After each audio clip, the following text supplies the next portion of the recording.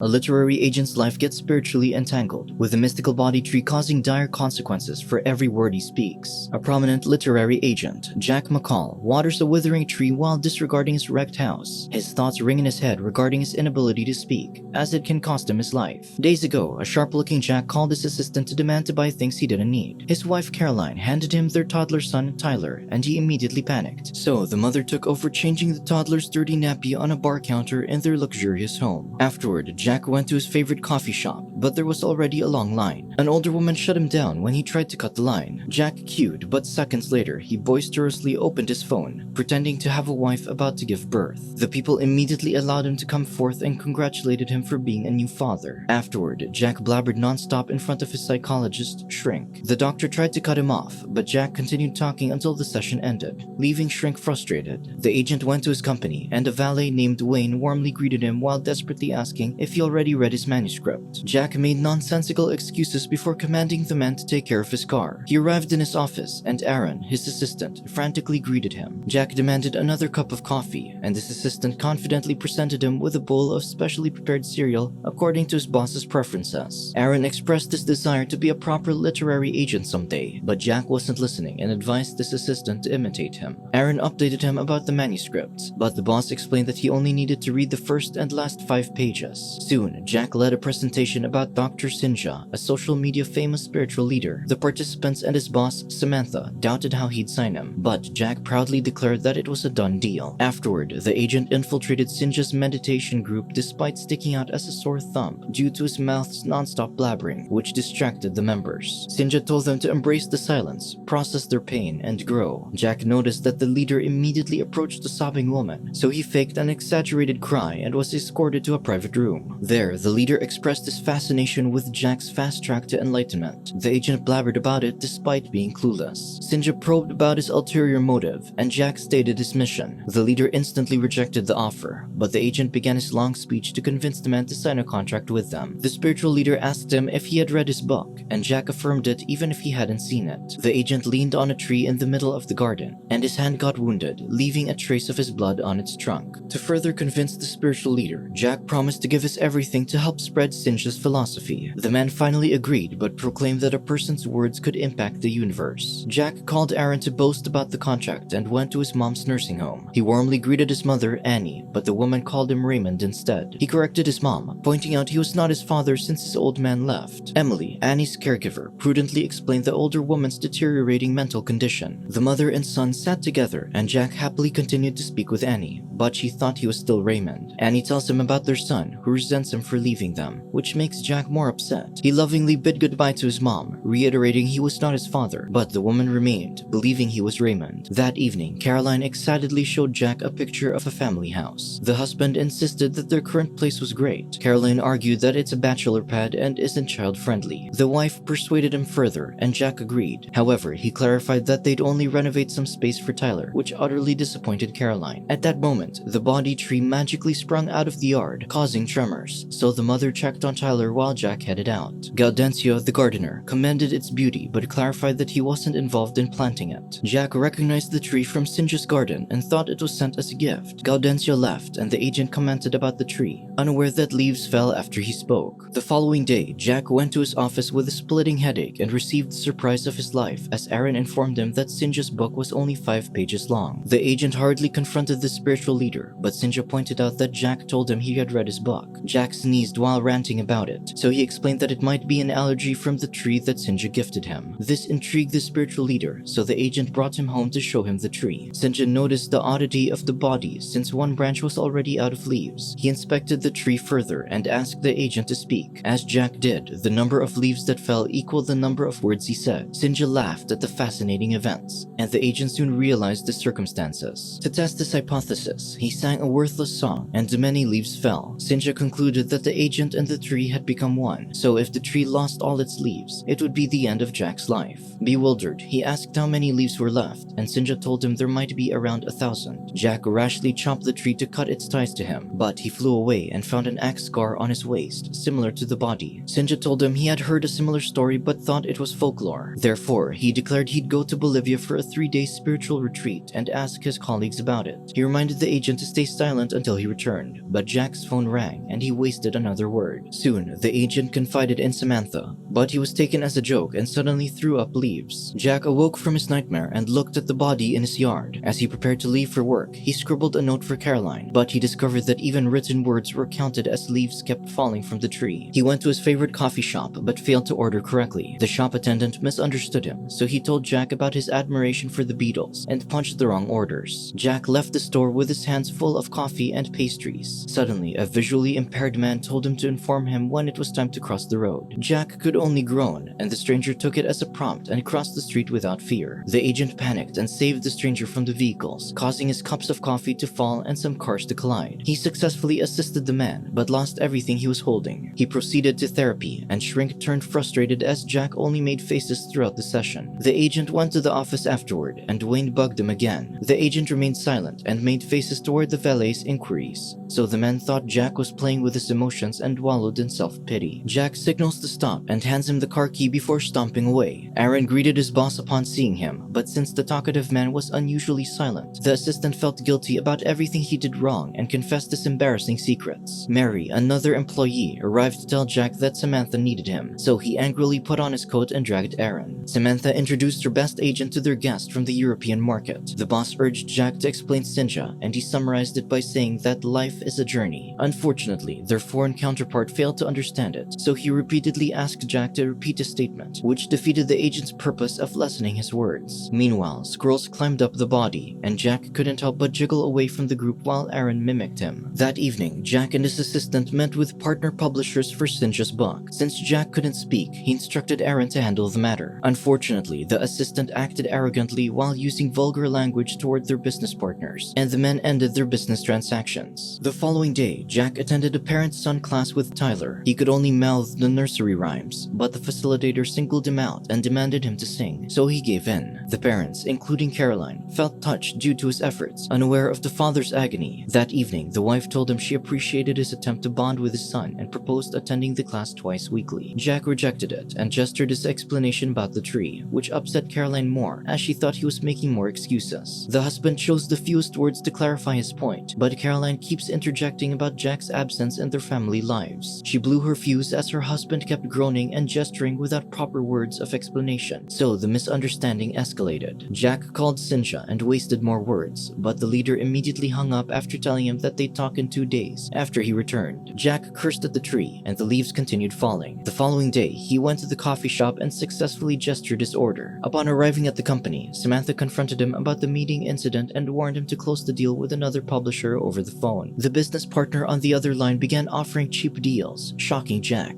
so he frantically grabbed a speaking toy figure to communicate. Unfortunately, its battery was drained, so he ordered Aaron to gather as many as possible. The assistant collected similar toys in the office, and Jack smartly used them to respond accordingly, which led to a successful deal. Meanwhile, Caroline confided with her friend about their family situation, so she's given something to spice things up with her husband. That evening, Jack arrived at a hotel, but the receptionist failed to understand him, so she gave him the wrong room key, surprising Jack as he saw a stranger in a pirate costume. He grimly returned to the receptionist and was finally given the correct key. He was immediately thrilled upon seeing his sultry wife. However, she demanded to tell her what he wanted, but the husband only groaned and made faces. Jack explained in broken English to minimize his word count, but this escalated Caroline's terrible mood, so she kicked him out in his undergarments, making the man a spectacle. Aaron suddenly called to inform him that Samantha was with the publishers and Sinja's book was taken from his desk. Jack rushed to the meeting place, displeasing his boss as he wore casual clothes. Simultaneously, Gaudencio sprayed pesticides on Bodhi, causing Jack to cough uncontrollably. Moments later, the tree absorbed the chemicals, and the agent acted highly drunk. Jack's foolishness was uncontrollable, and Mary arrived to deliver the 5-page book, which left the business partners aghast. They immediately cut ties with the company, and Samantha fired Jack.